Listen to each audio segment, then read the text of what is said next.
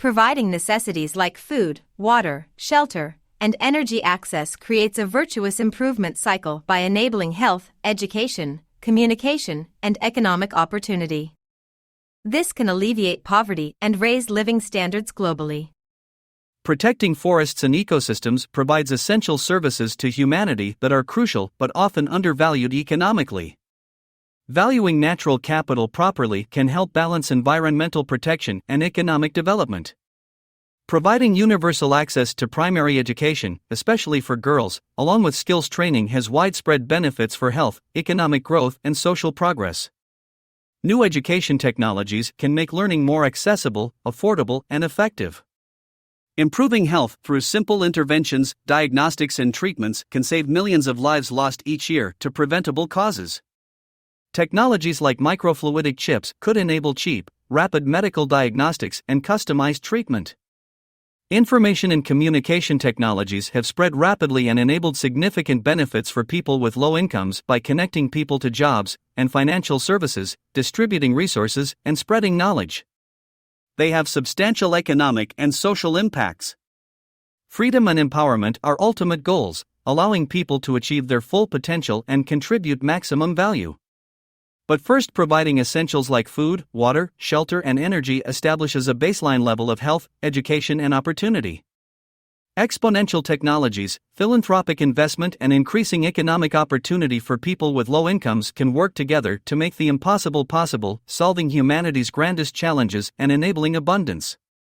But we must guide progress to ensure the benefits are distributed evenly and the risks are managed. A historical perspective shows that despite crises, wars, and other setbacks, life expectancy, health, and living standards have generally improved through human achievement and technology. Similarly, while facing challenges today, the arc of progress bends toward abundance. That covers the essence of the key ideas around creating global abundance through meeting basic needs, enabling progress, and harnessing technology presented in the text. Please let me know if you would like me to clarify or expand on any part of this summary. Despite a natural human tendency toward pessimism and threat detection, the world has steadily improved in many ways due to innovation and social progress.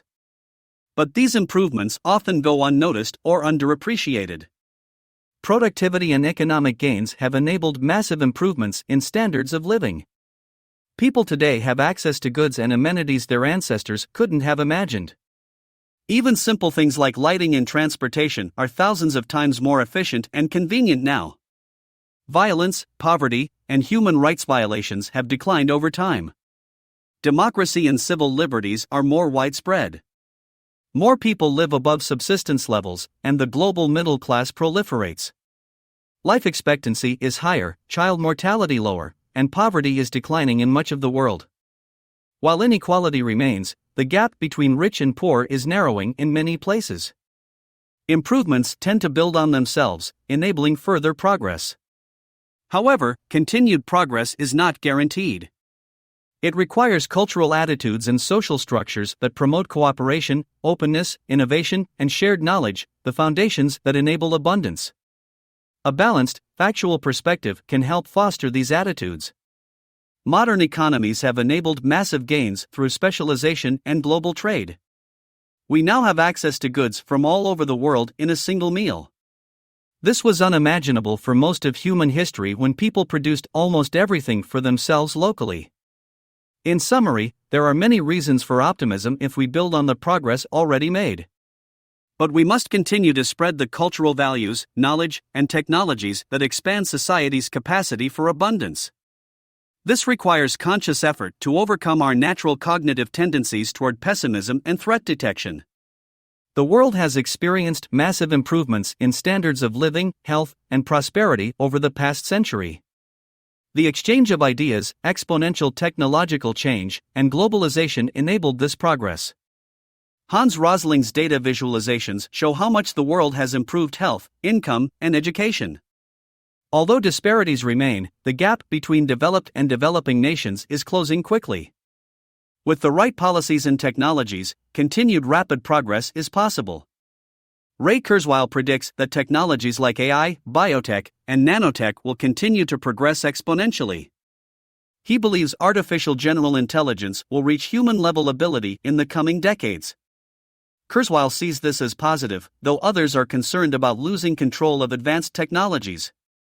Singularity University focuses on how exponential technologies can be developed and deployed to solve humanity's grand challenges, like lack of access to healthcare and education. Craig Venter aims to design synthetic algae that produce low-cost renewable fuels. Vince Cerf believes networks and sensors will enable new capabilities through the Internet of Things. Emerging fields like robotics, digital manufacturing, and computing are poised to transform the economy. Robotics and 3D printing will reshape the physical world, while abundant computing will enable rapid prototyping and solutions to complex problems. In summary, progress in science and technology, especially information technologies and biotech, has the potential to significantly improve standards of living and enable a world of abundance. But we must be proactive and thoughtful about how advanced technologies are developed and applied. With proper safeguards and oversight, technology can be developed and used to benefit humanity. There are many reasons to be optimistic about the future if we can thoughtfully manage technological progress.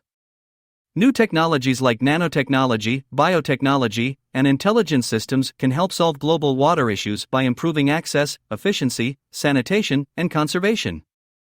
Examples include nanopipes, nanosand, improved desalination, intelligent water grids, and high-tech toilets. The smart water grid uses sensors and AI to monitor and optimize water usage. It can save up to 50% of water by reducing waste and improving irrigation. Companies like IBM and HP are developing intelligent water grid technologies. Revolutionary new toilets could save millions of lives by improving sanitation, turning waste into energy and clean water, and requiring little infrastructure. The Gates Foundation is funding their development. Some envision toilets that burn waste for fuel, clean urine into water and solids, and cost pennies per day. These new toilets could solve disease issues, slow population growth, reduce costs, and conserve water. Toilets use 31% of U.S. water to make the gains substantial.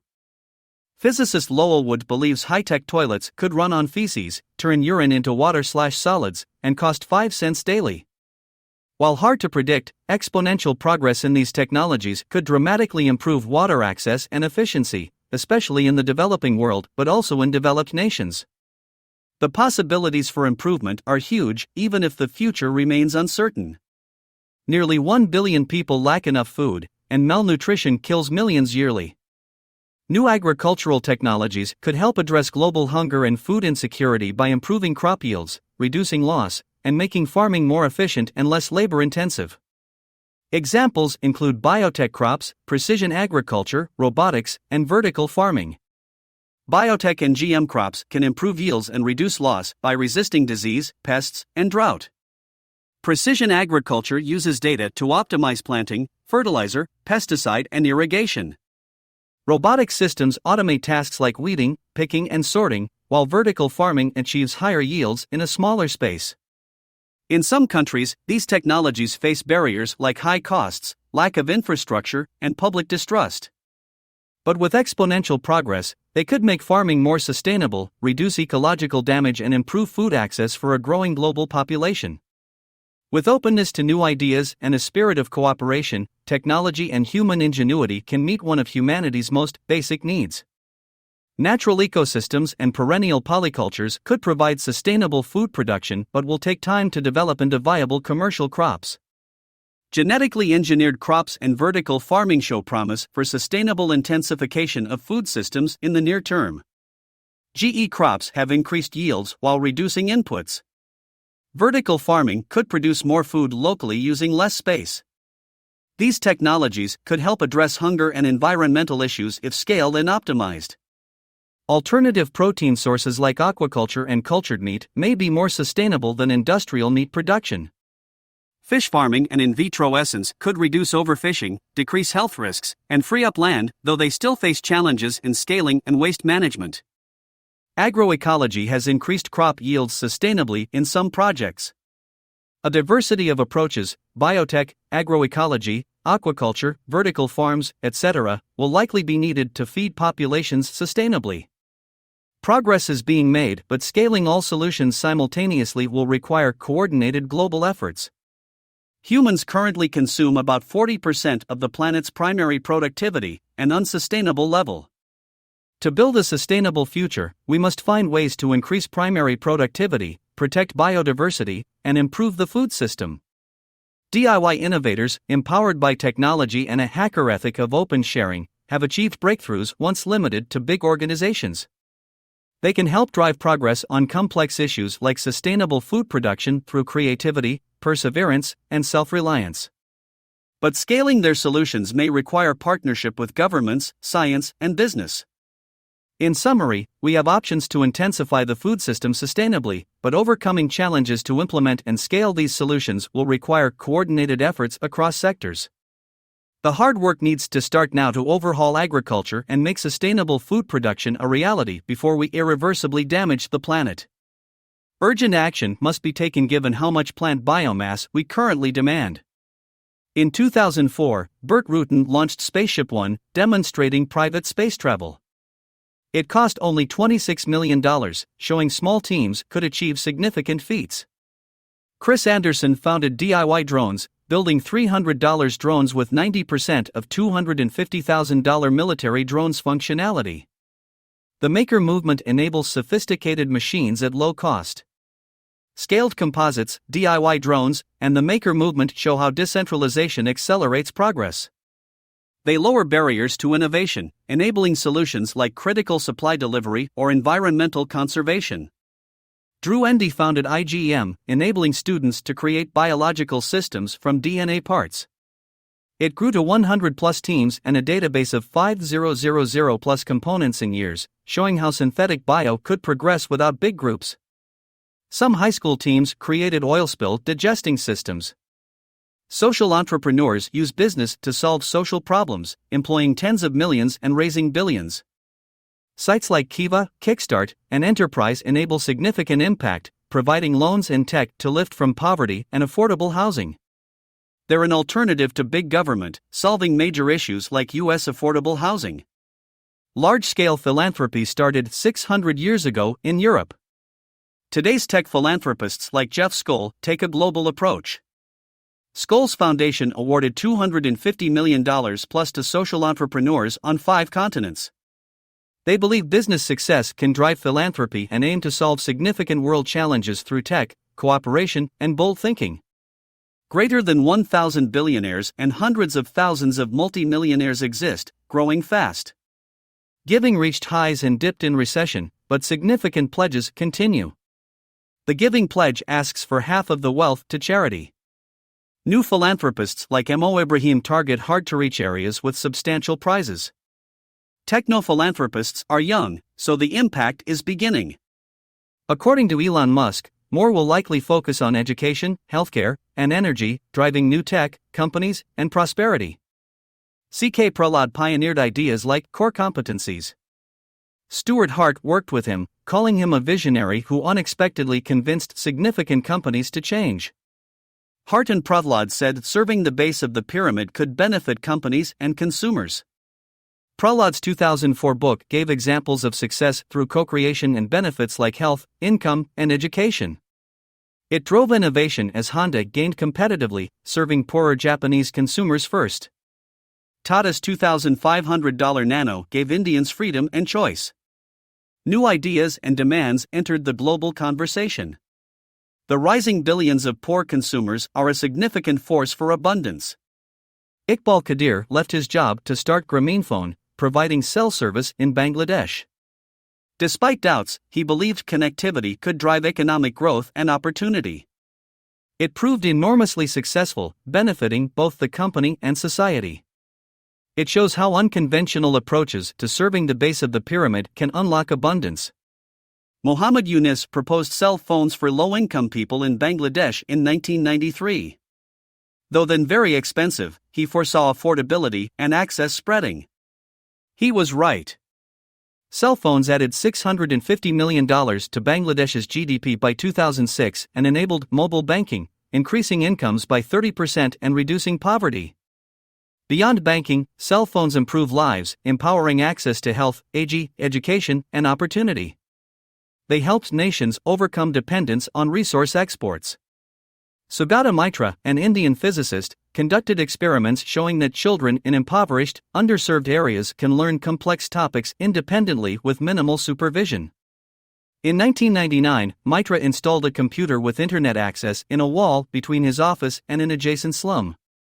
He found that children there, with no prior experience, quickly taught themselves how to use it. Mitra replicated this in India and elsewhere. He saw that children could teach themselves and each other with little guidance.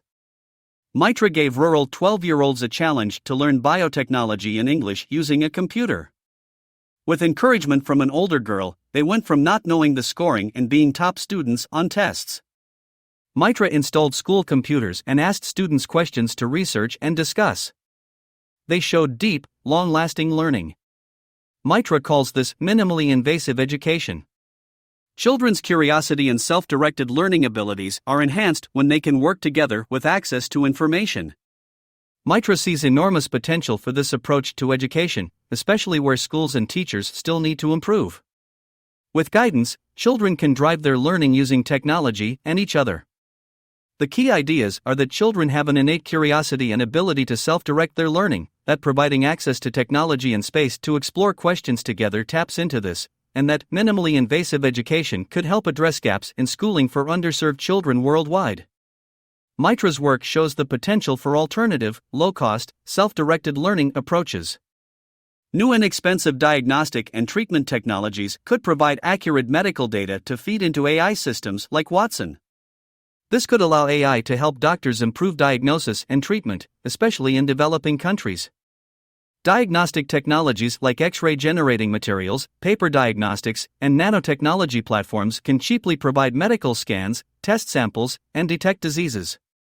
These inexpensive diagnostics could help monitor conditions and detect public health threats. Surgical robots could perform simple surgeries accurately and cheaply, helping to cure diseases like cataracts in developing countries. Nonprofits are already providing cataract surgery and training in these areas. With more data and improved AI, systems like Watson could help address doctor shortages and provide personalized treatment plans globally. With new diagnostics and robotic treatments, AI could help significantly improve healthcare worldwide. However, privacy, bias, job disruption, and other issues must be addressed for these technologies to reach their full potential. Close collaboration between doctors, engineers, and ethicists will be required to ensure AI's safe, fair, and trusted development in medicine. In summary, new diagnostics, treatments, and AI could transform global health, but they also raise important questions. With proper safeguards and oversight, these technologies could dramatically improve the quality and availability of healthcare, especially in developing countries and poor communities worldwide. But we must be proactive and thoughtful about developing and applying them. New diagnostic and robotic technologies could scale medical care and make treatment accessible without relying on training human surgeons. Some critical possibilities include the following. Surgical robots like the Da Vinci system enhance surgeons' abilities and enable remote surgery. They could help address healthcare shortages, especially as populations age. Inexpensive robots and AI may soon assist older people by helping with daily tasks, providing companionship, and enabling independent living. They could serve as caretakers for a fraction of the cost of human help. Stem cell and regenerative medicine may transform healthcare by curing diseases, growing new organs, and reducing costs. They could make treatment affordable in developing countries and address organ transplant shortages. 3D bioprinting and tissue engineering have already produced human bladders, urethras, ears, and heart valves. More complex organs like kidneys may soon follow. This could someday eliminate the need for human organ donors. In summary, emerging technologies may overhaul healthcare by enhancing and extending human abilities, reducing costs, curing diseases, and solving the shortage of human caregivers, surgeons, and organ donors. We may dramatically improve health and longevity globally by leveraging AI, robotics, biotech, and more. Here is a revised summary. Population growth and urbanization. The world's urban population has increased from 746 million in 1950 to 3.6 billion in 2010. It is projected to reach 6.3 billion in 2050. most future growth will be in Asian and African cities. Urbanization levels vary globally. The most urbanized regions are Latin America and the Caribbean, 80% in 2010, closely followed by Europe and Northern America, 73%. Africa, 40%, and Asia, 44%, are the least urbanized. The world's largest cities are mainly in Asia, Tokyo, Delhi, Shanghai, and Latin America, Sao Paulo, Mexico City. Projections show the increasing importance of these megacities of 10+ million people. Challenges include poverty, inequality, and pressure on resources. Challenges of rapid urbanization. Providing essential services, water, sanitation, electricity, healthcare, and education. Many urban poor live in slums with poor access. Reducing poverty and inequality. While cities can increase economic opportunity, many migrants end up in slums with limited access to jobs or income. Improving infrastructure. Demand for housing, transportation, utilities, and public spaces is straining available infrastructure in many cities. Traffic and congestion are major problems. Environmental sustainability. Cities consume over 2/3 of the world's energy and account for more than 70% of global CO2 emissions from energy use. Waste management is also a challenge. Enabling participation and governance. Rapid growth can outpace the ability of local governments to respond to citizens and involve them in decision-making. This can lead to a need for more trust in institutions. Opportunities of urbanization. Increased productivity.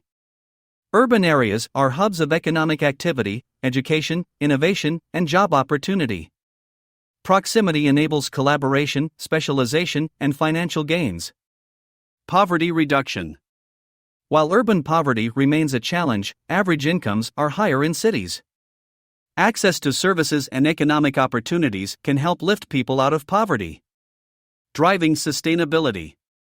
Denser living and proximity can make public transit and renewable energy more practical. Many cities are leaders in sustainability and climate change mitigation. Facilitating social change. Cities promote social diversity, creativity, and new ideas. Urban life exposes people to different ways of living and thinking, which can drive positive social and political changes.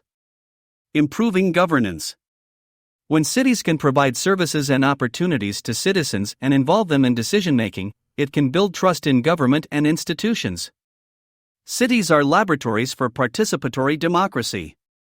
In summary, the rapid growth of cities brings both challenges and opportunities.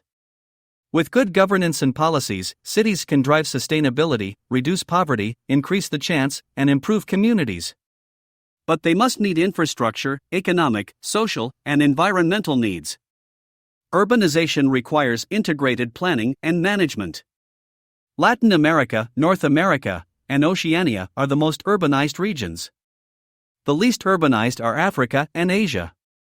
Urbanization correlates with higher income and lower fertility rates. Rural populations are declining but still growing in poor countries. Technology has advanced rapidly, following Moore's law. Digital connectivity and access have spread, but a digital divide remains in poor countries. Philanthropy has grown significantly due to more high-net-worth donors and foundations.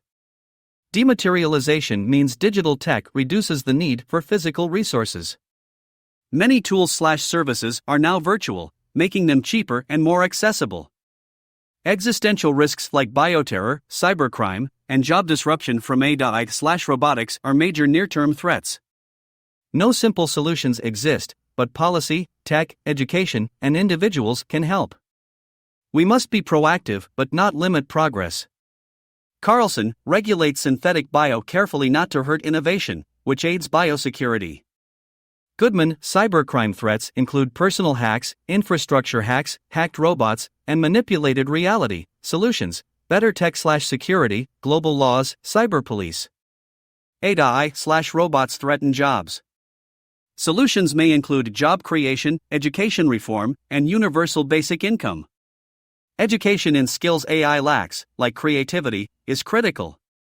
Automation and AI eliminate low-skill jobs, but new, higher-skilled jobs emerge, as in industrialization. In the future, abundance may mean no jobs but leisure and hobbies. New economic thinking is needed.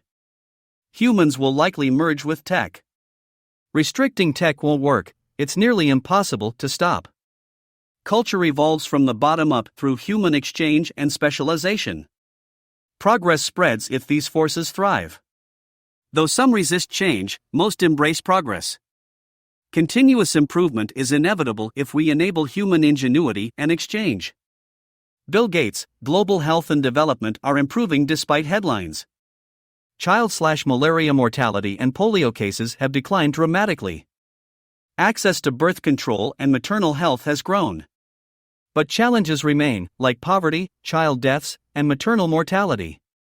New tools and tech offer opportunities. Resources and politics will still need to be improved. Optimism that innovation and investment can improve lives. Progress is possible. Ray Kurzweil, prolific futurist who believes progress follows exponential trends. AI will reach human-level intelligence by 2029, and nanobots will be in our brains by the 2030s. But his predictions of radical life extension have yet to come true. His ideas are influential but unrealistic. While tech will advance rapidly, his timelines are likely too optimistic. Regulation and ethics are needed to ensure progress benefits humanity. Openness and diversity of thought will be crucial. Here's a summary of the main points. Philanthropy and social entrepreneurship are growing, fueled partly by wealthy tech entrepreneurs, though the financial crisis caused a temporary decline. Initiatives like the Giving Pledge aim to encourage large-scale giving. Concepts like the bottom of the pyramid and resource curse show how technology and innovation can benefit the poor and developing nations. Examples include microfinance, mobile technology, and dispersed economic activity. Mobile technology, in particular, is transforming access to resources in the developing world. Iqbal Kadir's Grameenphone brought mobile phones to rural Bangladesh, enabling access to banking, healthcare, education, and more. Cities and a global coffeehouse effect drive innovation through proximity, diversity, and exchange of ideas. Technology enables connection and discussion across borders. Dematerialization and demonetization, reducing goods material and monetary intensity through technology, could benefit the developing world. Distributed access matters more than ownership. There is optimism about technology and entrepreneurship enabling solutions to global problems, but also recognition of the complexity of challenges like poverty and a need for nuanced understandings. Simple fixes are appealing but often wrong. Overall, technology and social entrepreneurship promise to spread opportunity and improve lives worldwide. But a balanced, evidence-based perspective is needed to evaluate specific approaches and their ability to address complex challenges. Success will require partnership and understanding between innovators, donors, and those they aim to help.